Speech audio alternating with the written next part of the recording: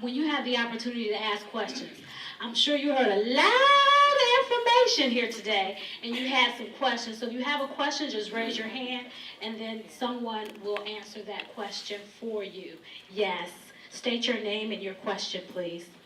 My name is Elijah Span. I really have two questions. One had to do with the bone marrow transplants. How much bone marrow, and where do they take it from? Where do they put it? And the second question, my sister had talked about that there was a problem with too much Caucasian blood donation in our community. If someone could kind of speak to that, let me know exactly what the problem, what's going on there. Thank you. We're going to go to the donors first. Marrow transplant. Who wants to answer that? Thank you for the question. There's two products that we would collect if someone is identified as a donor. We would either collect bone marrow, which comes from the hip, the iliac crest. It's done on an outpatient basis under general anesthesia. It's about a 60 to 90 minute procedure. We take the marrow out and it's actually transfused into the patient. So it's more invasive for the donor than it is for the patient to receive it. The other product that we collect is called peripheral blood stem cells, and that comes from your arm. So it's kind of like a platelet donation or a plasma donation where we draw the blood out, we spin it to separate it into all its components, and then just collect that stem cell component and return everything else to the donor.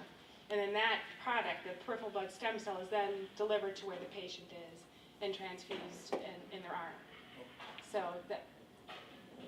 Can you do that more than once, or just one time, or Very good there's question. a match and then do it, or can you do it like every 2 months? It's not like plasma in that way. You have to genetically match the patient. There's a huge process that goes through matching donors with recipients. For our program, you can do it 3 times as a member of the program. But you have to obviously match the patient first. And so the steps are, you join the registry. The next step, you would come up as a potential match, as a potential match, and then after that, it might be another 3 months or so before you're determined to be the best donor, and then the donation process takes place. So it's kind of a long, involved process. Okay, Thank you for the question. Thank you. And Elder Cardwell is going to answer the second question. For the transfusion issue, when you are a recipient and you're just matched by ABO and you receive that transfusion, but that alphabet we were talking about, the different antigens that are on the red cells, if you don't initially have that antigen and then it's introduced to you, your body is going to recognize it as foreign. So you're going to create antibodies to it. After you receive so many different transfusions with things your body does not recognize as belonging there, you create antibodies. And this is where the problem comes in, where you've been transfused so much and you've created so many different antibodies that you're hard to match for a transfusion. So the hospital cannot find a match for the blood that they have on their shelf, and then they have to call and get assistance. And getting that assistance is the problem. There's not enough blood without the antigens to the antibodies that you have. That's the problem. To add to that further, this was her slide. Yes, ma'am. What I meant by we're getting a lot of blood from Caucasians.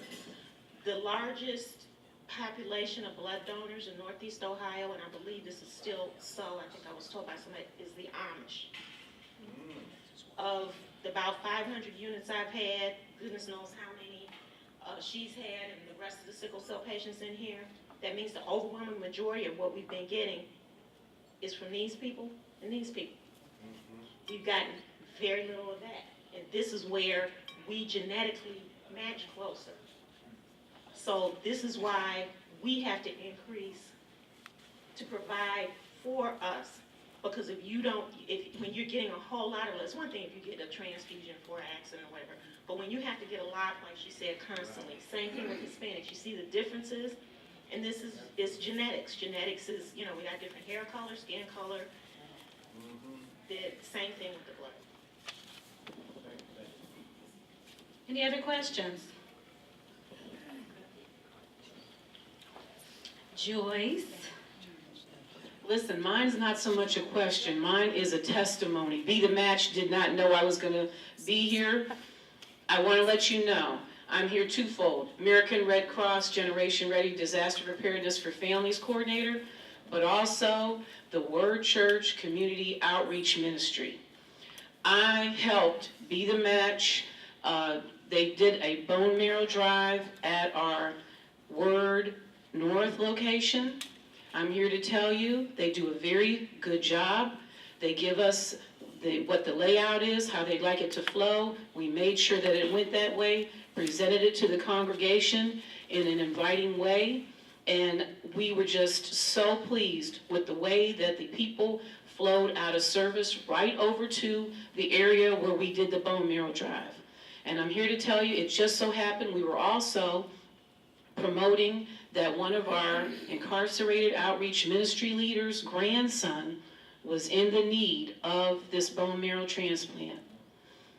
And praise God, they found a match, and last week he had the operation.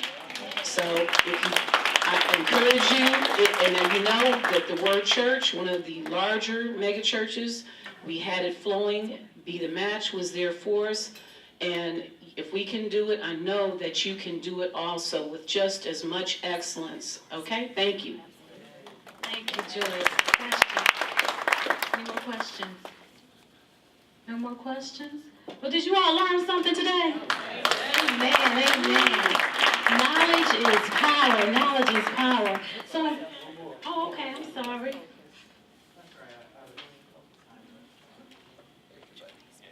My question is general. What do you think the core causes or reasons why Hispanic and African Americans don't contribute? Because 4%, that should be the population that doesn't give blood. It should be 96% contributing blood. It's not like only 4% of Hispanics or African Americans love their children, or only 4% play the lottery, or only 4% go to school. Like, giving blood should just be part of what in our society. Like, if you go to school, you know, there's a blood donation day, or at Cleveland State or the local colleges, there's a blood donation day, or at your job, there's a blood donation day, or if you're a prisoner, there's a blood donation day. It just should be part of our, ingrained in our society. What's causing us not to contribute? Because, well, Hispanics and African Americans do love their children just like every other group does. Why doesn't it show up when we need blood? Excellent question. I'm going to ask Dr. Alicia Nero to answer that question. Well, for starters, I'm not sure if I have the exact answer, but I think one of the problems in our community and just some of the things I've seen and encountered is that education. We haven't impressed upon our community the importance that this is life-saving. And the importance that in other communities they've kind of grasped and understood that donating blood will save lives. I mean, I treat exclusively sickle cell, and for many of my patients, it's life-saving that they receive these units. And I think that's why we need to, one, raise awareness, two, get rid of a lot of the myths, and there's a lot of stuff that's not true that people carry around with them, and a lot of fears that we have in our community. I think historically, these populations have had negative encounters with the healthcare system, and I think that's a barrier coming in just at jump, just distrust of the medical community. And then the other part is, having people like we've seen here today saying, this saves my life, and it's the safe thing for you to do. It causes you no harm, and you're potentially saving lives. So I think primarily just getting the word out in the community and educating people, because I think most of it is lack of that.